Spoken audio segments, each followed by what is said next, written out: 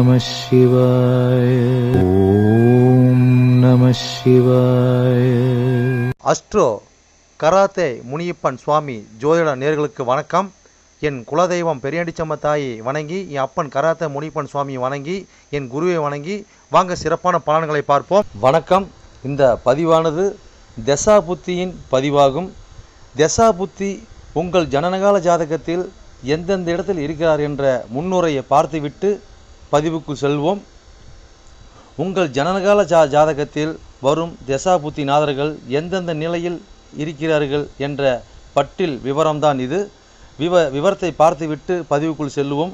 உங்களுடைய ஜனனகால ஜாதகத்தில் தசாபுத்தி நாதர்கள் 1-5-9 திரிகோண சாணத்தில் இல்லை 1-5 திரிகோண சாணத்தை அதிபதியோடும் சேர்க்கை பார்வை நட்சத்திர சாரத்தில் பயணிப்பது, அல்லது 1-4-7-10 கேந்திர சாணத்தில் சேர்க்கை பார்வை அந்த அதிபதியோட நட்சத்திர சாரத்தில் பயணிப்பது, அல்லது 2-5-8-10-11 பணபர சாணத்தில் இருப்பது, இல்லை பணபர அதிபதியோட நட்சத்திர சாரத்தில் இருப்பது சேர்க்கையில் இருப்பது, அல்லது 3-6-10-11 உபயஜய சாணத்தில் இருப்பது, இல்லை உபயஜய சாணத்தில் கிரகத்தின் நட்சத்திர சாரம் பார்வை சேர்க்கையில் இருப்பது, அல்லது 3-6-9-12 அபோகலியம் சாணத்தில் இருப்பது, அல்லது அந்த அபோகலி சார அதிபதியோடு இணைஞ்சிருப்பது சேர்க்கை பார்வையோடு இருப்பது, அல்லது சரலக்கணமாகிய மேசம் கடகம் துலம் மகரம் ஆகிய 2-7 மாரகஸ்தானத்தில் இருப்பது, அல்லது சிரம் லக்கணமான ரிஷபம் சிம்மம் விருச்சகம் கும்பம் ஆகிய 3-8 மாரகஸ்தானத்தில் இருப்பது, அல்லது பார்வை சேர்க்கையில் இருப்பது, அல்லது உபய லக்கணமான மிதனம் கன்னி தனுசு மிதனம் ஆகிய லக்கணத்துக்கு 2-7-11 மாரகஸ்தானத்தில் இருப்பது, அந்த அதிபதியோடு இருப்பது பார்வையில் இருப்பது நட்சத்திர சாரத்தில் இருப்பது, அல்லது நீச்சம் உச்சம் ஆட்சி பெற்றிருக்கிறார்களா, அல்லது சூரியனிடம் அஸ்தங்கதம் பெற்றிருக்கிறார்களா, பரிவர்த்தனை அல்லது வர்க்கோத்தமம் அல்லது நீச்ச பங்கம் அல்லது திக்பலம் அல்லது புஷ்கரமாம்சம் அல்லது கெட்டிடும் ராஜயோகம் பெற்றிருக்கிறார்களா, அல்லது நட்பு வீட்டில் உள்ளார்களா அல்லது பகை வீட்டில் உள்ளார்களா, அதே சமயம் கிரகம் சுபகிரகம் சேர்க்கையில் பார்வையில் இருக்கிறார்களா, அல்லது அசுப கிரகம் சேர்க்கை பார்வையில் இருக்கிறார்களா, இல்லை அவர்கள் நட்சத்திர தொடர்பில் இருக்கிறார்களா என்று பார்க்கணும். அதுபோலவே அடுத்தது பார்த்திங்கன்னா 3-6-8-12 வீட்டு மறைவு சாணத்தில் இருக்கிறார்களா, அல்லது 3-6-8-12 வீட்டு அதிபதி சேர்க்கை பார்வை அவர்களின் நட்சத்திரம் தொடர்பில் இருக்கிறார்களா என்று இதுபோல பல சூட்சமங்களை உங்கள் ஜனனகால ஜாதகத்தை கொண்டு தான் ஒரு துல்லியமான பலனை நம்ம சொல்ல முடியும். ஆனால் நாம் எடுத்திருப்பதோ இது ஒரு பொது பலனாகும். இந்த பொது பலனே பார்த்திங்கன்னா உங்களுக்கு ஒரு 100%க்கு ஒரு 60% உங்களுக்கு கண்டிப்பாக ஒத்து போகும். சிறப்பாக இந்த பதிவை பாருங்கள்.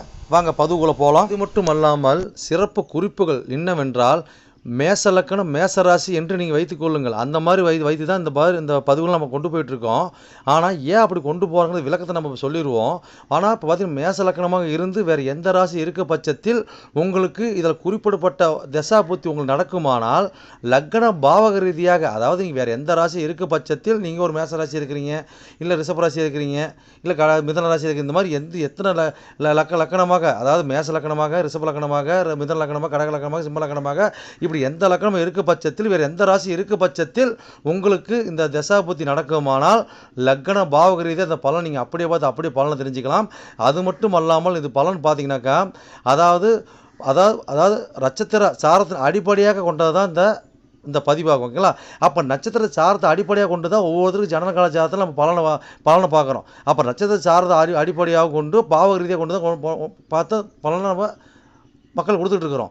அப்போ அந்த மாதிரி கொடுக்கும்போது பார்த்தீங்கன்னாக்கா இந்த பலன் என்னவா இருக்குன்னு கேட்டிங்கனாக்கா, அப்போ நட்சத்திர சாரத்தை அடிப்படையாக கொடுக்கும்போது பாவக ரீதியாக கொடுக்கும்போது பார்த்தீங்கன்னா அதாவது பொது பலன் ரீதியாக பார்க்கும்போது என்றென்றும் இது அழியாத பதிவாக இருக்கும் நான் நம்புகிறேன். ஓகேங்களா? அப்போ நீங்கள் எப்பயுமே இந்த பதிவுகள் எடுத்து பார்க்கும்போது பார்த்தீங்கன்னா எந்த ஒரு காலத்திலும் எடுத்து பார்க்கும்போது உங்களுக்கு பொதுவான பலனாக பார்க்கும்போது 100% உங்களுக்கு அப்படியே அந்த பலன் இருக்கும். ஓகேங்களா? மேற்கொண்டது மீதி பார்த்தீங்கன்னா உங்களுக்கு ஜனனகால ஜாதகத்தை கொண்டு எடுத்து பார்க்கும்போது பார்த்தீங்கன்னாக்கா எந்தெந்த இது அமைப்பில் எந்தெந்த வகையில் இருக்குது எந்தெந்த அமைப்பில் இருக்குதுன்னு பட்சத்தில் மீதி பலனை பார்ப்போம். ஆனால் இது என்ன தான் நம்ம அந்த அமைப்புகளை பார்த்தாலுமே நம்மளுக்கு பார்த்தீங்கன்னா எப்படி தான் பார்த்தாலும் ஓரளவுக்கு, அதாவது ஒரு 50% அதாவது உங்களுக்கு நட்சத்திர சார்ந்த அடிப்படையில் இந்த பாவக ரீதியாக பார்க்கும் பொழுது இந்த பலன் 100% சிறப்பாக இருக்குன்னு என்று நம்பி வாங்க பதிவுக்குள்ளே போவோம். ரிஷபலக்கண ரிஷபராசி நேர்களே, உங்களுக்கு செவ்வாய் திசையில் குரு புத்தியா என்ற பதிவானது இந்த பதிவானது லக்கணத்தை எண்ணி வர 7ஆம் பாகமான 7ஆம் ராசியான விருச்சக ராசின்னு பதிவாகும். ஓகேங்களா? இந்த விருச்சக ராசி நட்சத்திரம் இருக்குது.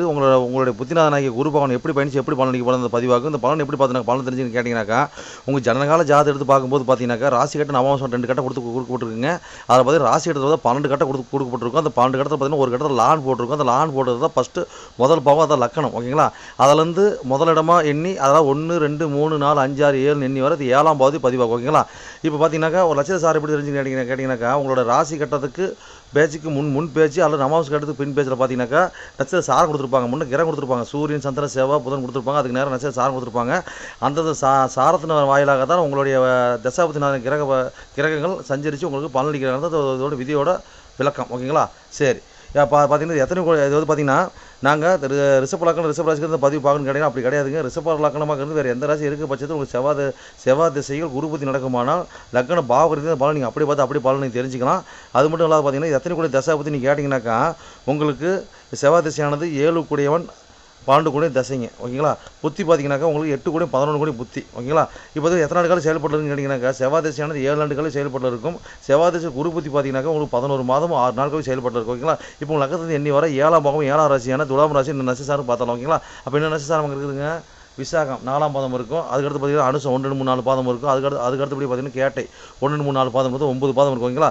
இப்போ விசாக சாரத்தில் உங்களுடைய குரு பகவான் புஷ்க நமஸ் வாங்குறார். ஓகேங்களா? அப்போ புஷ்க நமஸ் வாங்குறாருன்னா இப்போ வந்து நவம்சில் கடகத்தில் உச்சம் பெறுவார். ஓகேங்களா? ரைட்டு. அப்போ வந்து பார்த்தீங்கன்னா 11 கோடி 8 கூடியவன் 7ஆம் இடத்துல அதோட சாரத்தில் 8 கோடி 11 சாரத்தில் உச்சம் பெறார். அதாவது புஷ்க நமஸ் வாங்கி நவம்சில் உச்சம் பெறார். ஓகேங்களா? அப்போ இதுக்கு என்ன பலன்னு பார்ப்போம். இந்த மாதிரி காலகட்டங்களில் பார்த்தீங்கன்னாக்கா நம்மளுக்கு ஒரு வீண் அவமானம் அவப்பேர்கள் வரக்கூடிய வாய்ப்பு ஏற்படுத்தக்கூடிய யாருக்குங்க? அதாவது கணவன் மனைவிக்குள்ளே பார்த்தீங்கன்னாக்கா அதாவது கலத்துறதுக்கு உண்டான ஒரு பாயிண்ட் அப் வந்து பார்த்தீங்கன்னாக்கா ஒரு வீண் அவப்பேர்கள் ஏற்படும். அதே மாதிரி பார்த்தீங்கன்னா இடம் விட்டு இடம் மாறக்கூடிய வாய்ப்பு ஏற்படுத்தி கொடுக்கும். இந்த மாதிரி காலகட்டம் பார்த்தீங்கன்னாக்கா உங்களுக்கு 2ஆம் தரமாக திருமணம் ஆகிறதுக்காக 2ஆம் கனெக்ஷன் ஆகிறதுக்குனா வழிபாடு கண்டிப்பாக ஏற்படுங்க. ஓகேங்களா? அப்போ இந்த மாதிரி காலகட்டங்களில் பார்த்தீங்கன்னாக்கா நம்மளுக்கு 2ஆம் தரமாக வந்த மனைவியாக இருக்கட்டும், கணவனாக இருக்கட்டும், நம்ம வளர்ப்பு தந்தையாக இருக்கட்டும், நம்ம மூத்த சகோதரர்களான நண்பர்களாக இருக்கட்டும், இவங்க அனைத்தும் பார்த்தீங்கன்னாக்கா இந்த காலகட்டங்களில் நம்மளோட வலு பெற்றிருப்பாங்க. ஓகேங்களா? அப்போ வலு பெற்றிருப்பாங்கன்னா அப்போ நம்ம எதுவுமே அவங்ககிட்ட அட்ஜஸ்ட் பண்ணி போகிற மாதிரி இருக்கும். ஓகேங்களா? அப்போ வந்து பார்த்திங்கன்னா அதாவது அடுத்தவங்க முதலீட்டில் நம்ம ஒரு பயணம் செய்கிற மாதிரி இருக்கும். அப்போ கூட்டு தொழில். ஓகேங்களா? அப்போ இடம் விட்டு இடம் மாறுறது, மாவட்டத்துக்கு மாவட்டம் போகிறது. ஓகேங்களா? நம்ம காலகட்டங்களில் பார்த்தீங்கன்னாக்கா அதிகமாக ஆசைப்பட்டு பார்த்தீங்கன்னாக்கா இந்த சீட்டாடுறது ரம்மி ஆடுறது இந்த மாதிரி வாய்ப்பு ஏற்படுத்தி கொடுப்பாங்க. இருந்தாலும் இதெல்லாம் பார்த்து உஷாராக சூதனமாக இருந்து நீங்கள் ஜெயிக்கலாம். ஓகேங்களா? அப்போ தான் அது 7 கோடி 12 தாசனுக்கு பார்த்தீங்கன்னா கண்டிப்பாக ஊர் விட்டு ஊர் பயணம், இந்த அயன சயனம், இந்த தாம்பத்திய வாழ்க்கை இதெல்லாமே பார்த்தீங்கன்னா சுகப்படுமான்னு கேட்டாக்கா சுகப்படும். ஆனால் அப்போ சின்ன கருத்து வேறுபாடு வரும். அதை பார்த்து உஷாராக சூதனம் வந்து நம்ம நல்லது. ஓகேங்களா? இன்னும் எவ்வளோ சொல்லிட்டு போகலாம், அடுத்த சாரத்து போகலாம். அடுத்து என்ன சாரம் இருக்குதுங்க? அனுசாரம் இருக்குதுங்களா? அப்போ அனுசாரம் பார்த்தீங்கன்னாக்கா உங்களுக்கு 9 கோடி 10 கோடி சாரம் சனியோட சாரம். ஓகேங்களா? அப்போ வந்து 7ஆம் பாவம் சம்மந்தப்பட்டு 9 10 சம்மந்தப்பட்டு அது மேலே 8 11 பயணிக்கிறாங்க. அப்போ இந்த மாதிரி காலகட்டங்கள் பார்த்தீங்கன்னாக்கா நம்ம திருமணத்துக்கு அப்புறம் பார்த்தீங்கன்னாக்கா ஒரு கல்யாணத்துக்கு அதாவது பார்த்தீங்கன்னா ஒரு வேலைக்காக இடம் விட்டு இடம் மாறுறது, சொந்தமாக தொழில் செய்யறதுக்கு இடம் விட்டு இடம் மாறுறது. ஓகேங்களா?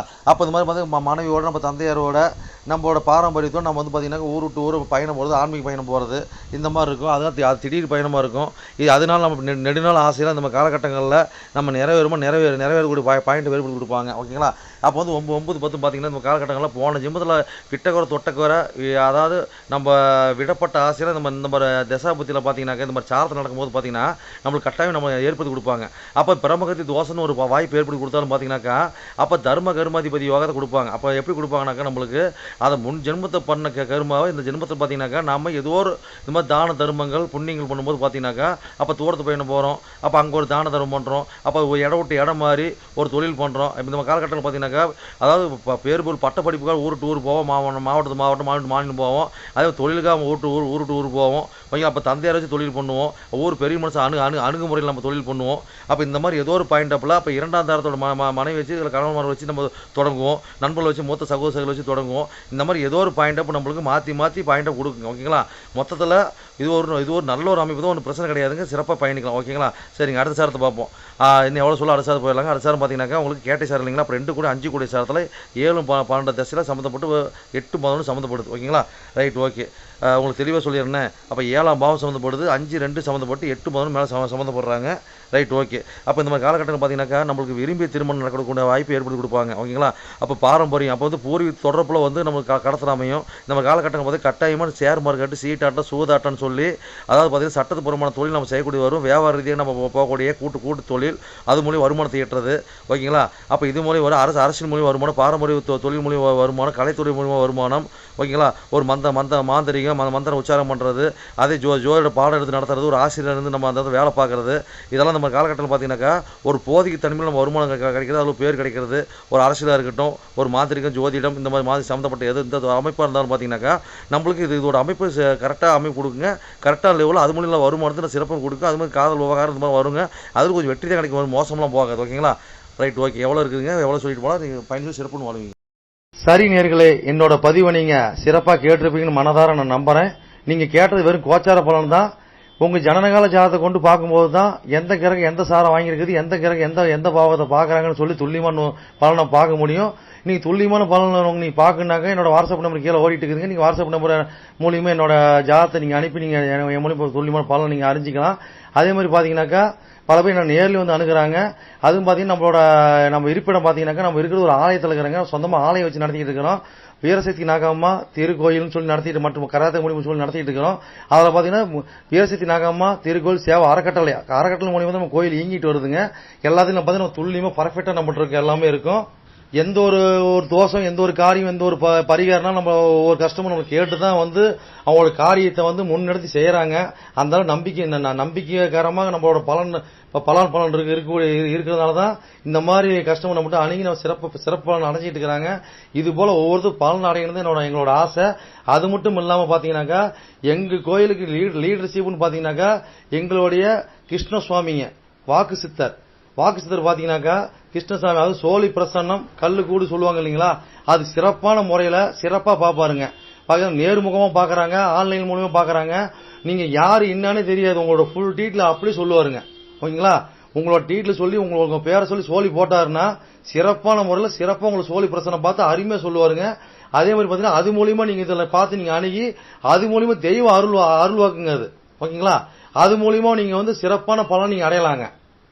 எந்த ஒரு காரியமா இருந்தாலும், எந்த ஒரு விஷயங்களா இருந்தாலும் துல்லியமான பலன் துல்லியமா இருக்குங்க. சொல்றது அப்படியே நடக்கும், சிறப்பா இருக்குங்க. சரி நேயர்களே, உங்களிடமிருந்து விடைபெறுவது S. Balu Jayavel, MA astro. நன்றி, வணக்கம்.